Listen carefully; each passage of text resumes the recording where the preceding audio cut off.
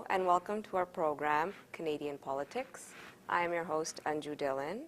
I have the great pleasure to announce today that we have Mr. Irwin Cotler.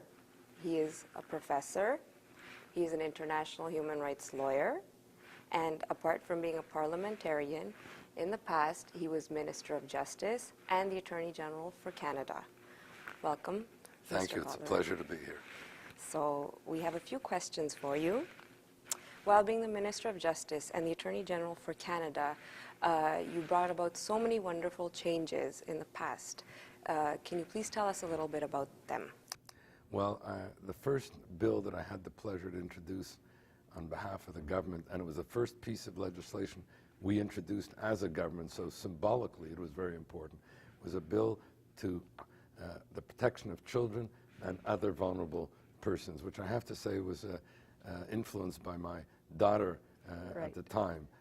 She had always told me that the real test should, if you want to know what the real test of human rights is, Daddy, always ask yourself, at any time, in any situation, in any part of the world, is it good for children? Is what is happening good for children? And so the legislation. And you are holding your seat for the last 5 terms. Can you please explain why the constituents in your riding place so much trust within you?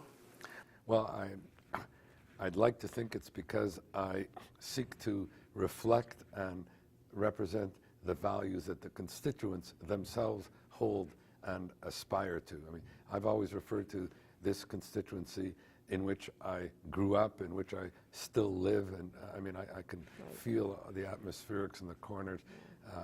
This is a part of me. It's like being amongst my family. And so the